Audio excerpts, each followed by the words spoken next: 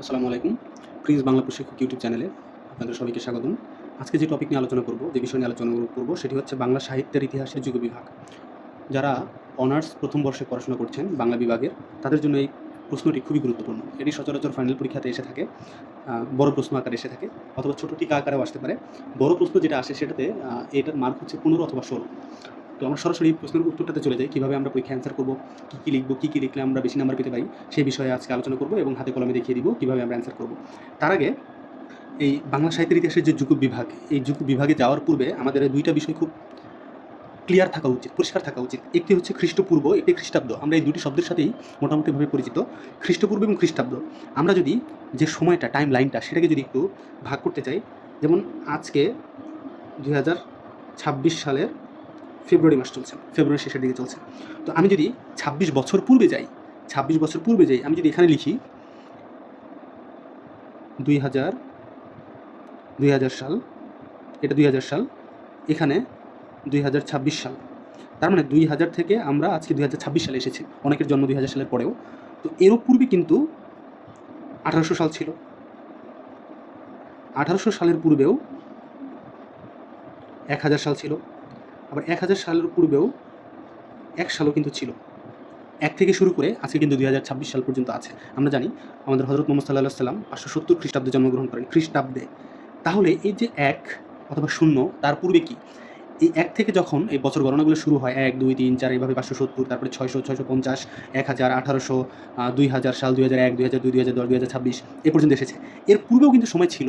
সেই সময়টাকে আমরা খ্রিস্টপূর্ব বলে জানি। যেমন আমি যদি এখানে 1 আছে, এভাবে যদি আমি এদিকে যাই তাহলে 10, 20, তার মানে এই 1 বছরের যে ছিল 1, এটার আমি যদি 10 বছর আগে যাই, সেটা হচ্ছে খ্রিস্টপূর্ব 10।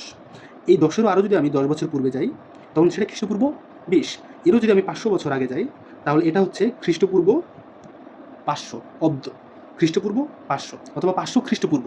তাহলে এই টাইমলাইনটা আমাদের জানা ইম্পর্টেন্ট, কখন কী হচ্ছে, কোন সালে কী হয়েছে এবং কত পরে বিভিন্ন জিনিস তৈরি হচ্ছে, বিভিন্ন বই লিখিত হচ্ছে, এই বিষয়গুলো। আচ্ছা, এখন আমরা মূল যে টপিকটা সেটাতে ফেরত আসি, বাংলা সাহিত্যের ইতিহাসের যুগ বিভাগ।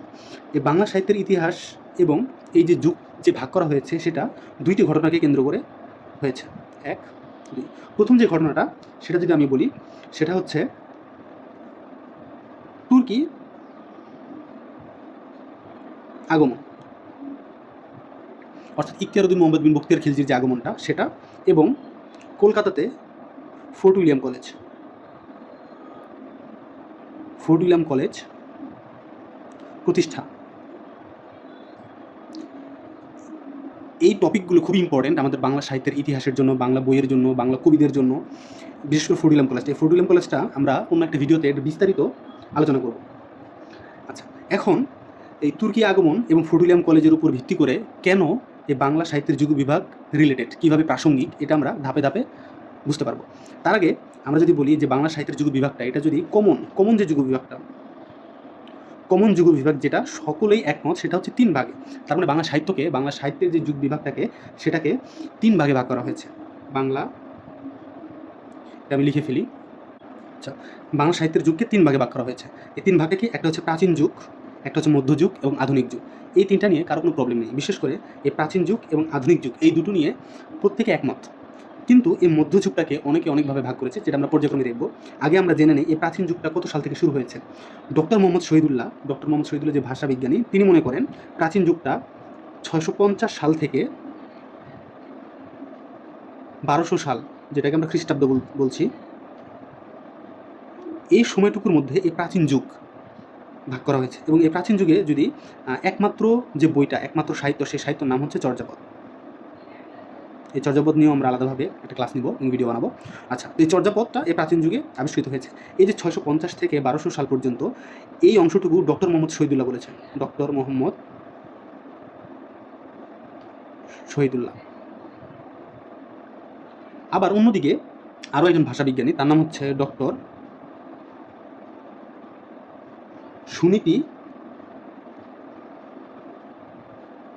সুনীতি কুমার চট্টোপাধ্যায়।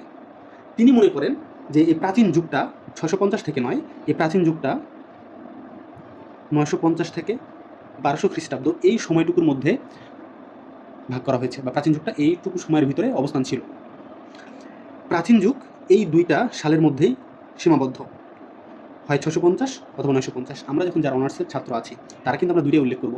আমাদের কিন্তু টিচারকে এটা বোঝানো নয় যে আমি কারটা মানি, আমি ডক্টর মোহাম্মদ শহীদুল্লাহটা মানি নাকি ডক্টর সুনীতি কুমার চট্টোপাধ্যায় মানি, না এটা না। যখন প্রশ্ন করা হয়েছে বাংলা সাহিত্যের যুগ বিভাগ, এখানে আমাদের নিজেদের কোনো মন্তব্য করা যাবে না, নিজের মন্তব্য করলেও সেটা বইয়ের ভাষাতে করতে হবে।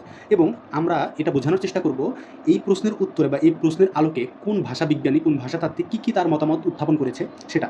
যেমন এই প্রাচীন যুগকে দুইজন গুণী এবং বিখ্যাত যে ভাষাবিদ ডক্টর মোহাম্মদ শহীদুল্লাহ এবং সুনীতি কুমার চট্টোপাধ্যায়, দুইজনের মতামত দুইটা। দুইজনের মতামত দিয়েছে, একজন মতামত দিয়েছে 650 সালে শুরু হয়েছে, একজন মতামত দিয়েছে 950 সালে শুরু হয়েছে। তো আমরা তাদের মতামতটা কিন্তু খাতার মধ্যে তুলে ধরবো, আমাদের ব্যক্তিগত কোনো অভিমত আমরা খাতার মধ্যে তুলে ধরবো না। ওকে, প্রাচীন যুগ এবং মধ্যযুগ, যেটা মধ্যযুগ যে শুরু হয়েছে সেটা হচ্ছে এই 1201 সাল থেকে 1800 সাল পর্যন্ত। এখানে দেখা যাচ্ছে না হয়তো, 1201 থেকে 1800 সাল পর্যন্ত হচ্ছে মধ্যযুগ। এবং আধুনিক যুগ যেটা আছে সেটা এই 1801 সাল থেকে বর্তমান পর্যন্ত এবং যতদিন পৃথিবী চলবে এই আধুনিক যুগটা ততদিনই থাকবে, ততদিন চলমান থাকবে। তো এখন যদি আমরা এটাকে সাজিয়ে গুছিয়ে লিখতে চাই যে বাংলা সাহিত্যের ইতিহাসের যুগ বিভাগ, এটুকু তো আমরা বুঝতে পারলাম। এখন এটা লিখবো কীভাবে, স্টার্ট করবো কীভাবে শুরু করবো সেটা যদি আমি দেখাই, আমি সেটা লিখে রেখেছি। আমরা শুরু করবো এইভাবে, এই অংশটুকু দিয়ে প্রশ্নের পরে যে উত্তরটা থাকবে উত্তর দিয়ে এটা লেখা শুরু করবো যে বাংলা সাহিত্যের ইতিহাস প্রায় 1350 বছরের। এই দীর্ঘ সময়কে আলোচনা সুবিধার্থে প্রধানত 3টি যুগে ভাগ করা হয়েছে, যথা প্রাচীন যুগ, মধ্যযুগ, আধুনিক যুগ। একটু আগে আমরা যে ডক্টর মোহাম্মদ শহীদুল্লাহ, ডক্টর সুনীতি কুমার চট্টোপাধ্যায়ের মতামতটা প্রকাশ করলাম যে 650 থেকে 1200 খ্রিস্টাব্দ পর্যন্ত যে টাইম লাইনটা, সেটা ডক্টর মোহাম্মদ শহীদুল্লাহ সাহেব বলেছে। এবং 950 থেকে 1200 খ্রিস্টাব্দ পর্যন্ত যে টাইম লাইনটা, সেটা ডক্টর সুনীতি কুমার চট্টোপাধ্যায় বলেছেন। এবং মধ্যযুগের যে সময়সীমাটা সেটা 1201 থেকে 1800 খ্রিস্টাব্দ পর্যন্ত।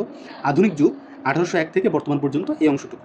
এখন এইখানে মুখস্থ করার যে বিষয়টা, এই অংশটুকু টাইম দিতেই হবে।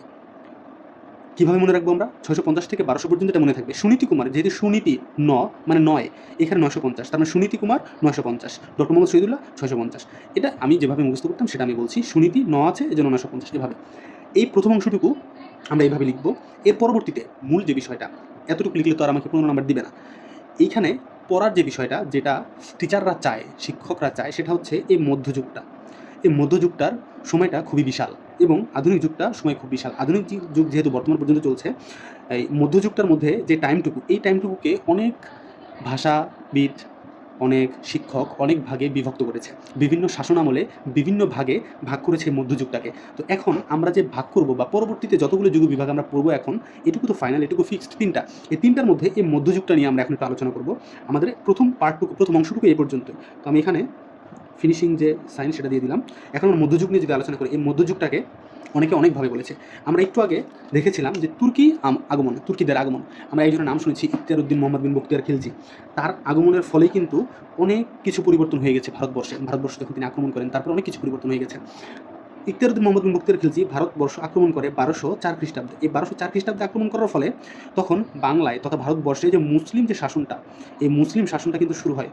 পুরোপুরি সব জায়গাতে তো মুসলিম শাসন চলে না, কিছু কিছু আস্তে ধীরে ধীরে কিন্তু এই 1204 থেকে শুরু করে, এই আক্রমণের পরে থেকে শুরু করে অনেক দিন পর্যন্ত এই মুসলিম যে সাম্রাজ্যটা বা রাষ্ট্রটা, এটা কিন্তু সম্প্রসারিত হতে থাকে।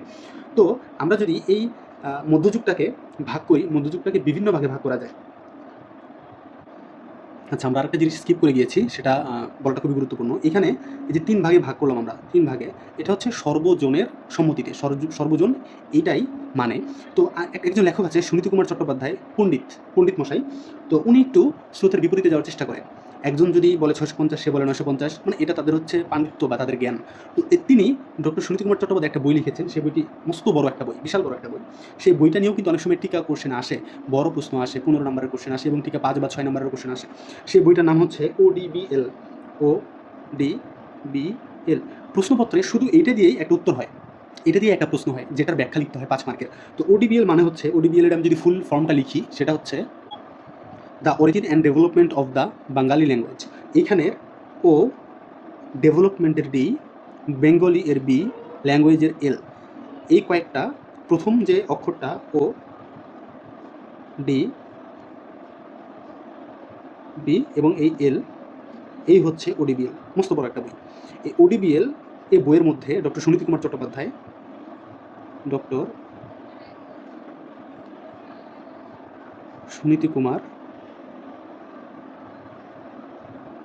চট্টোপাধ্যায়। আমি নামটা লিখছি কেন, আমি তো এটা পজ করে লিখে তারপরে আবার ভিডিওটা অন করতে পারতাম, কেন করছি না, যেগুলোতে আমরা দেখব যে বারবার করে লিখছি, এটা মানে হচ্ছে আমার পড়ার সাথে সাথে ভিডিওটি দেখার সাথে সাথে এই নামটা কিন্তু মাথার ভিতরে গেঁথে যাবে, মুখস্থ হয়ে যাবে, এই জন্য এটা করা। তো ডক্টর সুনীতি কুমার চট্টোপাধ্যায় এই যে 3টি যুগ, এখানে যে 3টি যুগ লেখা আছে, এই 3টি যুগকে যেভাবে তিনি ভাগ করেছেন, তিনি 3টি যুগে ভাগ করেননি, তিনি মোট 5টি যুগে ভাগ করেছেন। এখানে 3টা যুগে ভাগ করা, তিনি ভাগ করেছেন 5টা যুগে। তো 5টা যুগ কী কী, আমি যদি 1 নম্বরে লিখি, 1 নম্বর হচ্ছে প্রাচীন যুগ, প্রাচীন যুগ বা মুসলমান পূর্ব যুগ। অর্থাৎ এই যে 1204 সালে ইখতিয়ার উদ্দিন মোহাম্মদ বিন বখতিয়ার খিলজি যে আক্রমণ করলো, তার শাসনামলের পূর্বে কী ছিল, মুসলমান পূর্ব যুগ। যেহেতু 1200 থেকে পরবর্তী সময়টাকে আমরা মুসলিম যুগ বলছি এবং মুসলিমদের দ্বারা আক্রমণ হয়েছিল ভারতবর্ষ, এই জন্য এই ডক্টর সুনীতি কুমার চট্টোপাধ্যায় চিন্তা করেন যে এই অংশটুকুকে মুসলিম যুগ বলা যায় এবং তার পূর্বের অংশটুকু মুসলমান পূর্ব যুগ। এই অংশটুকু কত সালে বিদ্যমান ছিল, সেটা হচ্ছে 950 থেকে 1200, যেটা এইখানে এই যে সুনীতি কুমার চট্টোপাধ্যায় যেটা উল্লেখ করেছিলেন। কেন ডক্টর মোহাম্মদ শহীদুল্লাহর 650-কে সুনীতি কুমার চট্টোপাধ্যায় 950 বলেছে, এটার মধ্যেই তার উত্তর রয়েছে। 2 নম্বর যেটা প্রাচীন যুগের পরে আমরা নর্মালি জানি যে মধ্যযুগ, কিন্তু যেহেতু ইখতিয়ার উদ্দিন মোহাম্মদ বিন বখতিয়ার খিলজি 1204 সালে আক্রমণ করে এবং তিনি তুর্কি ছিল, এই জন্য এই যুগটাকে তিনি বলে তুর্কি বিজয়ের যুগ। তুর্কিদের দ্বারা বাংলা বিজয় হয়েছে, এই জন্য তুর্কি বিজয়ের যুগ। সেটা কত, সেটা 1200 সাল থেকে 1300 সাল পর্যন্ত। এই অংশটা খুব ইম্পর্টেন্ট, এই 1200 থেকে 1300 সালটা খুব ইম্পর্টেন্ট। কারণ কি, এই অংশটুকুকে কিন্তু আবার একইভাবে অন্ধকার যুগ বলা হয়। আরও 50 বছর বেশি, 1350 সাল পর্যন্ত, এটা আমরা আরও পরে পড়ব। কেন এটাকে অন্ধকার যুগ বলা হয় এই অংশটুকুকে?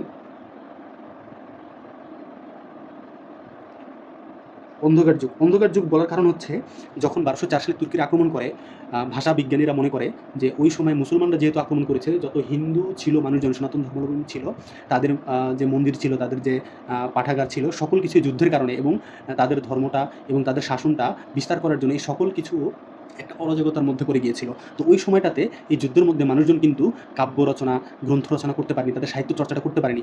যে জন্য ওই সময় ওই 150 বছরের মধ্যে 1200 থেকে 1350 সাল, এই যে 150 বছর, এই 150 বছরের মধ্যে এত রক্তপাত হয়েছে, এটা মনে করতো তারা, এত রক্তপাত হয়েছে যে এই রক্তপাতের মধ্যে কেউ সাহিত্য রচনা করবে এটা কেউ চিন্তাও করেনি। এই জন্য এই অংশটুকুকে অন্ধকার যুগ বলা হয়। পরবর্তীতে আমরা এই অংশটুকু আবার পড়ব। এরপরে তুর্কি বিজয়ের যুগের পরে হচ্ছে আদি মধ্যযুগ। আদি মধ্যযুগ, আদি মধ্যযুগ অর্থাৎ প্রাক চৈতন্য যুগ বা প্রাক চৈতন্য যুগ। এই প্রাক চৈতন্য যুগটা টাইমলাইনটা কত ছিল, 1300 থেকে 1500 সাল পর্যন্ত। এটা কেন প্রাক চৈতন্য যুগ বা আদি মধ্যযুগ? মধ্যযুগের প্রথম দিকে, এই জন্য আদি মধ্যযুগ। আর প্রাক চৈতন্য যুগ মানে এই প্রাক চৈতন্য, চৈতন্য, এই চৈতন্য নামটা খুব ইম্পর্টেন্ট। এই চৈতন্য একজন ব্যক্তির নাম যিনি বাংলা সাহিত্যে কোনো ধরনের গ্রন্থ, কোনো ধরনের কবিতা না লিখে স্মরণীয় বরণীয় হয়ে আছে। এই চৈতন্য নিয়ে আমরা একটা ক্লাস নিব। আপাতত আমরা জানি যে আদি মধ্যযুগ, মধ্যযুগের শুরুতে, এই জন্য এটাকে আদি মধ্যযুগ বলা হয়। 4 নাম্বার তিনি যেটা ভাগ করেছেন সেটা হচ্ছে অন্ত মধ্যযুগ। আদি এবং অন্ত, অন্ত মধ্যযুগ অর্থাৎ মধ্যযুগের প্রথম অংশ, মধ্যযুগের শেষ অংশ। এই অংশটা 1501 থেকে 1800 সাল পর্যন্ত। তার মানে প্রাচীন যুগ বা মুসলমান পূর্ব যুগ, যেটা 950 থেকে 1200 সাল পর্যন্ত। এরপরে ডক্টর সুনীতি কুমার চট্টোপাধ্যায় বলেন তুর্কি বিজয়ের যুগ, যেটা 1200 থেকে 1300 সাল পর্যন্ত। এরপরে আদি মধ্যযুগ বা প্রাক চৈতন্য যুগ। আদি মধ্যযুগ মানে মধ্যযুগের আদিতে বা শুরুতে, এই জন্য আদি মধ্যযুগ। প্রাক চৈতন্য, প্রাক মানে পূর্বে, চৈতন্য যুগের পূর্বে এটা। এবং 4 নম্বর অন্ত মধ্যযুগ, বা এটাকে আমরা চৈতন্য যুগ বলে থাকি। এটার একটা নাম হচ্ছে চৈতন্য যুগ, চৈতন্য যুগ। এবং সর্বশেষ যে 5 নম্বর যুগটা, যেটা সর্বশেষ, সেটা হচ্ছে আধুনিক যুগ। আধুনিক যুগ, যেমনটা আমি বলেছিলাম, যত ভাষাবিদ আছে তারা সবাই কিন্তু এই প্রাচীন যুগ এবং আধুনিক যুগ, এটা নিয়ে সবাই একমত হয়েছে। 1801 থেকে বর্তমান সবাই একমত হয়েছে। কিন্তু মধ্যযুগ, এইটা নিয়ে অনেকের মধ্যে অনেক মত রয়েছে, যার মধ্যে সুনীতি কুমার চট্টোপাধ্যায়ের একটা মতামত আমরা দেখলাম এখানে। তিনি এই মধ্যযুগটাকে 3টা ভাগে ভাগ করেছেন। তার মানে তুর্কি বিজয়ের যুগ, আদি মধ্যযুগ বা প্রাক চৈতন্য যুগ, অন্ত মধ্যযুগ। এই অংশটুকু আমরা যে এই পেজ পড়ার সময় আমরা যখন বললাম যে আমরা কীভাবে শুরু করব, আমি কিন্তু এটুকু বলেছিলাম। এবং এটার পরে আমাদের অ্যাড করতে হবে এই অংশটুকু, যেটা আমি পরের পেজে এই অংশটুকু যখন আমি প্রথমে দেখিয়েছিলাম সেটা স্ক্রিনশট তোমরা নিয়ে নিবে। এবং পরবর্তীতে এখন আমি এই পরের পেজটাতে যেটা আমি লিখবো, এই পরের পেজটাতে যেটা আমি লিখবো সেটা এই অংশটুকুর পরেই তোমরা লিখে ফেলবে। তাহলে এটার পরে সিঙ্ক্রোনাইজ আকারে পার্ট বাই পার্ট আকারে যাবে। শুরুটুকু আমরা ঠিক এইভাবে লিখবো। একটু আগে যেটা দেখিয়েছিলাম, প্রথম প্রশ্নের পরে এই অংশটুকু আমরা লিখব, এই পর্যন্ত আমরা লিখব। এই পর্যন্ত লেখার পরে উত্তরটা আমাদের যেটা হবে, এই পর্যন্ত লেখার পরে এই অংশটুকুতে যাব আমরা, এই অংশটুকু লিখব। সেটা কি? ডক্টর সুনীতি কুমার চট্টোপাধ্যায় তার বিখ্যাত the origin and development of the Bengali language ওডিবিএল যে গ্রন্থ, সেই গ্রন্থটাতে যুগ বিভাগ করেছে নিম্নরূপ। এই 5টা ভাগে তিনি ভাগ করেছে। সেটা কি কি? প্রাচীন যুগ বা মুসলমান পূর্ব যুগ, যেটা আমি একটু আগে দেখিয়েছি 950 থেকে 1200, তুর্কি বিজয়ের যুগ, ইখতিয়ারউদ্দিন মোহাম্মদ বিন বখতিয়ার খিলজি যে 1204 সালে ভারতবর্ষ আক্রমণ করে, সেই অংশটা তুর্কি বিজয়ের যুগ 1201 থেকে 1300 সাল পর্যন্ত।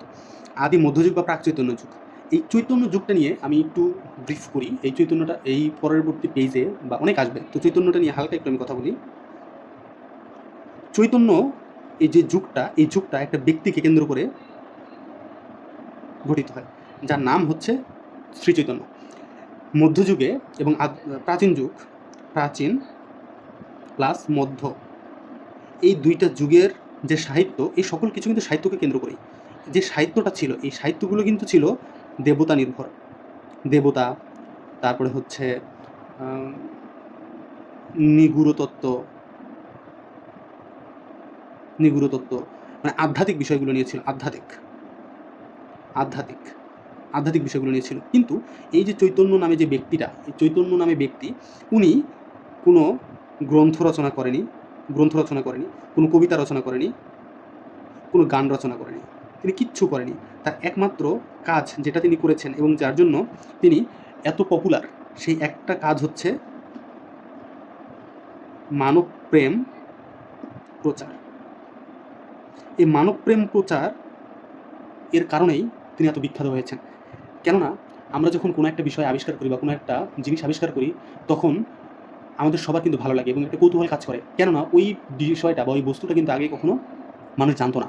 তো এই যে প্রেমের প্রচার, মানব প্রেম, মানুষের মধ্যে ভালোবাসা, একে অপরকে ভালোবাসা, রাধা এবং কৃষ্ণ, বিশেষ করে এই চৈতন্যটা কিন্তু রাধা প্লাস কৃষ্ণ, এই দুইজনের যে প্রেম লীলা এবং প্রেমের যে বিষয়টা, সেটার উপর ভিত্তি করেই কিন্তু এই চৈতন্য তার ধর্ম প্রচার করেছিলেন, যেটা শ্রী চৈতন্য ধর্ম নামে পরিচিত। এই চৈতন্য ধর্ম হোক বা অন্য যেটাই হোক, এই চৈতন্য সম্পর্কে আমরা আরও আলোচনা করব পরবর্তীতে। এই চৈতন্য সাহেবের জন্ম সাল থেকে শুরু করে তার মৃত্যু সাল পর্যন্ত যতদিন তিনি বেঁচে ছিল, ওই সময়টুকুকে বলা হতো চৈতন্য যুগ। এবং তার জন্মের পূর্বের অংশটুকুকে বলা হয়, এই চৈতন্য সাহেবের জন্মের পূর্ববর্তী অংশ হচ্ছে প্রাক চৈতন্য। তিনি যখন বেঁচে ছিল, সেই সময়টাকে বলা হয় চৈতন্য যুগ, এবং তার মৃত্যুর পরবর্তী সময়কে বলা হয় চৈতন্য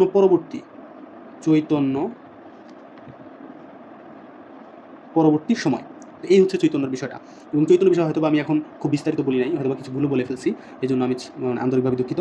তো চৈতন্য বিষয়টা নিয়ে আমরা আবার পরবর্তীতে আলোচনা করব। এটা যদিও আমাদের এই যুগ বিভাগের সাথে খুবই রিলেটেড, কিন্তু এটা এখন আপাতত করার দরকার নেই। যুগ বিভাগের সাথে শুধু তার নামটা জানা জরুরি, এবং চৈতন্য পূর্ব কি চৈতন্য পরবর্তী কি, এটার জন্যই মূলত আমরা চৈতন্যটা একটু দেখলাম বিষয়টা। আচ্ছা, তো তুর্কি বিজয়ের যুগ যেটা, সেটা 1201 থেকে 1300 সাল পর্যন্ত।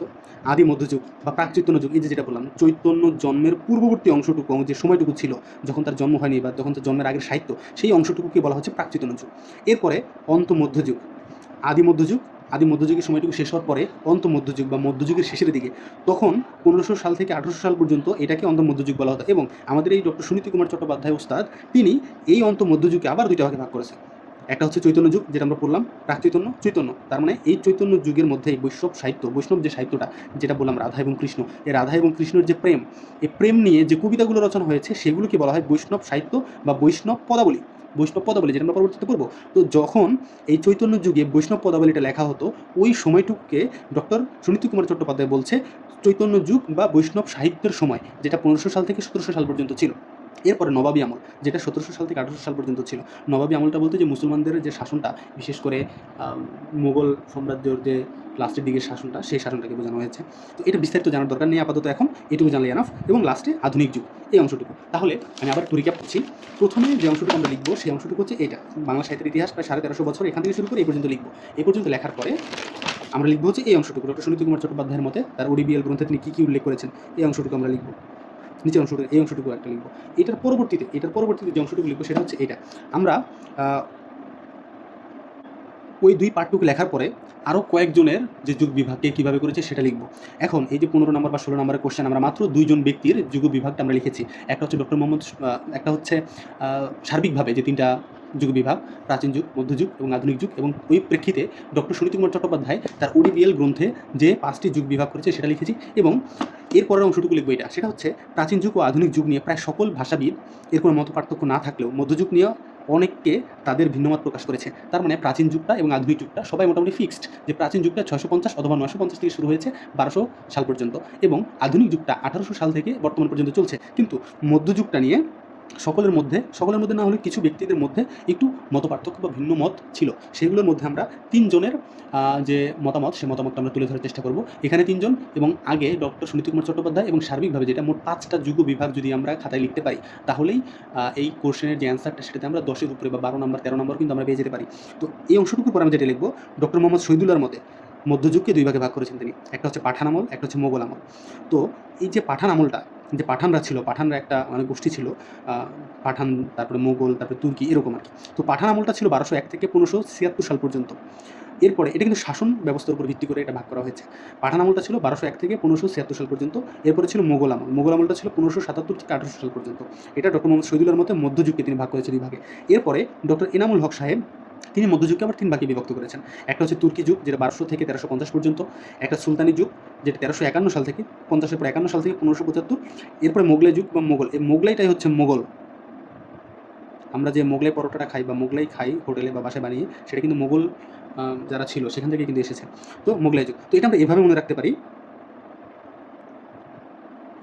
এনামুল সাহেব তুরস্ক বা তুর্কিতে গিয়ে দেখলো সুলতানিরা মোগলাই খায়। এনামুল হক সাহেব তুর্কিতে গিয়ে দেখলো সুলতানিরা মোগলাই খায়। এভাবে মনে রাখতে পারি, অথবা আপনি যদি এটা পড়ে জাস্ট মুখস্থ রাখতে পারেন তাও এনাফ। এরপরে ডক্টর এনামুল হকের পরে ডক্টর গোপাল হালদার মনে করেন, বা তার মতে এই মধ্যযুগটা 3 ভাগে ভাগ করেছেন তিনি, ডক্টর গোপাল হালদার। প্রথমে প্রাক চৈতন্য পর্ব। প্রাক চৈতন্য, এই যে আমরা চৈতন্য অংশটুকু একটু আগে পড়লাম, চৈতন্য সাহেবের যে জীবনকাল, সেই টাইমটাকে বলা হচ্ছে চৈতন্য যুগ। চৈতন্য সাহেবের জন্মের পূর্বের অংশটুকু বলা হচ্ছে প্রাক চৈতন্য, যেটা 1200 থেকে 1500 সাল পর্যন্ত। এরপরে চৈতন্য সাহেব যখন জীবিত ছিল তখন তার সময়কালটাকে বলা হচ্ছে চৈতন্য পর্ব, এবং চৈতন্যর মৃত্যুর পরবর্তী সময়টাকে বলা হচ্ছে নবাবী আমল। এই নবাবী আমলের ভিতরে কিন্তু মোগল আমলও আছে, তারপরে সুলতানি আমল আছে, এগুলো আছে এটার মধ্যে। তো এই কয়েকটা লিখলে কিন্তু যথেষ্ট। এখন এই যে সালগুলো যে দেওয়া আছে, সালগুলো লিখতে হবে কিনা, এটা হচ্ছে মূল কোশ্চেন। সালগুলো লেখা প্রয়োজন আছে কিনা, এই অংশটুকুর ভিতরে এই যে 3 জনের মতামত আমরা পড়লাম, গোপাল হালদার সাহেব, এনামুল হক সাহেব এবং ডক্টর মোহাম্মদ শহীদুল্লাহ সাহেব, এই যে সালগুলো, এগুলো লেখার প্রয়োজন নেই। শুধু পাঠান আমল, মোগল আমল, তুর্কি যুগ, সুলতানি যুগ, মোগলাই যুগ, তারপরে হচ্ছে প্রাক চৈতন্য, চৈতন্য পর্ব, নবাবী, এগুলো লিখলেই এনাফ। এবং আমি যেভাবে লিখেছি ঠিক সেভাবেই যদি লেখা যায় তাহলে সেটা ভালো। এগুলোতে সাল লেখার দরকার নেই। কিন্তু আমি রিকোয়েস্ট করবো সবাইকে, এইখানে ডক্টর সুনীতি কুমার চট্টোপাধ্যায়ের যে ওডিবিএল যে গ্রন্থটা আছে, সেখানে যে সালগুলো দেওয়া আছে, এই সালগুলো যেগুলো আমি লিখেছি, এবং আপনি চাইলে বইয়ের মধ্যে দিয়ে ডাবল চেক করতে পারেন যে আমি সালগুলো ঠিক লিখেছি কিনা, আমিও ভুল লিখতে পারি। তো এই সালটা এবং এই অংশটুকু এবং এই অংশটুকু, এই 2টা পার্টে সাল লেখাটা ইম্পর্ট্যান্ট। তাহলে স্যার বা ম্যাডাম যারা খাতা দেখবে তারা বুঝবে যে বাংলা টাইমলাইন সম্পর্কে, বাংলা সাহিত্যের যে টাইমলাইন, সেই টাইমলাইন সম্পর্কে আপনার একটা ধারণা আছে। এই পর্যন্তই আমরা লিখবো, এর বেশি আমরা লিখবো না। এর পরবর্তীতে যখন আমরা এটা ফিনিশিং দিব, আমরা একটা যখন উপসংখ্যা টানবো, তখন এই যে মধ্যযুগ, তারপরে হচ্ছে প্রাচীন যুগ এবং আধুনিক যুগ, এই 3টা যুগের মধ্যে পার্থক্য কেন ভাগ করা হয়েছে, এটা আমরা 3 লাইনের ভিতরে লিখে শেষ করে দেবো আমাদের এই প্রশ্নের উত্তরটা। 3 লাইনটা আমরা একটু সাজিয়ে গুছিয়ে লিখবো। আমি জাস্ট হিংটুকু বলে দিচ্ছি। প্রাচীন যুগটা যে আমরা ভাগ করলাম, প্রাচীন যুগ, মধ্যযুগ, আধুনিক যুগ, এই 3টা যুগ যে আমরা ভাগ করলাম, এই 3টা যুগ ভাগ করার প্রয়োজন হলো কেন? এটা কি শুধুমাত্র সালের জন্য, শুধুমাত্র টাইম লাইনের জন্য? না, এই 3টা যুগকে ভাগ করার পিছনে যে বিষয়টা, সেটা হচ্ছে সাহিত্য। 3টা যুগে 3 ধরনের সাহিত্য রচিত হয়েছে। প্রাচীন যে যুগটা ছিল, এই প্রাচীন যুগের সাহিত্যের যে বৈশিষ্ট্যটি ছিল, সেই বৈশিষ্ট্য হচ্ছে